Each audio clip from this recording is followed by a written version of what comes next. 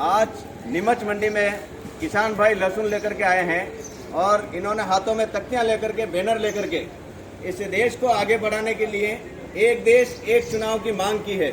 इन सबका ये मानना है कि एक देश एक चुनाव होगा तो देश तेजी से प्रगति करेगा। और आज़ादी के प्रारंभिक काल में 20 साल तक 1947 से लेकर के 1967 तक हमारे भारतवर्ष में एक देश एक चुनाव का प्रावधान था और उस समय एक देश एक चुनाव ही होता था।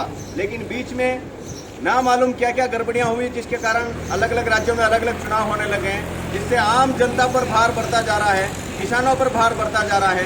किसानों का और आम जन का कहना है, इनकी मांग है कि एक देश एक चुनाव देश हित में है, जनता के हित में है, विद्यार्थियों के हित में है, कर्मचारियों के हित में है। इसलिए एक देश एक चुनाव देश में होना चाहिए। हाल ही में जो जम्मू कश्मीर में पहलगाम में हमला हुआ है, पाकिस्तान से आतंकवादियों ने जो हमला किया है, उसमें भी आप देख सकते हैं यदि इधर चुनाव हो रहे होते तो उस चुनाव को रद्द करना पड़ता और उसमें लगना पड़ता।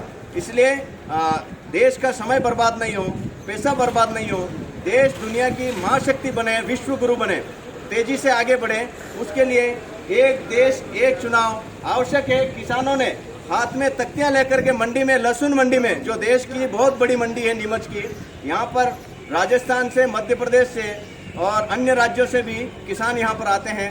सबने एक साथ मांग की है कि हम एक देश एक चुनाव चाहते हैं। राष्ट्रपति जी को यहाँ से ज्ञापन भी हम लोग भेजेंगे।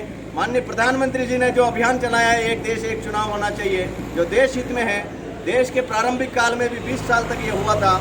इसलिए सब मांग करते हैं। और ये लहसुन मंडी जो है दिन में लहसुन बेचेंगे, लेकिन इनकी मांग इसके साथ साथ है कि एक देश एक चुनाव होना चाहिए।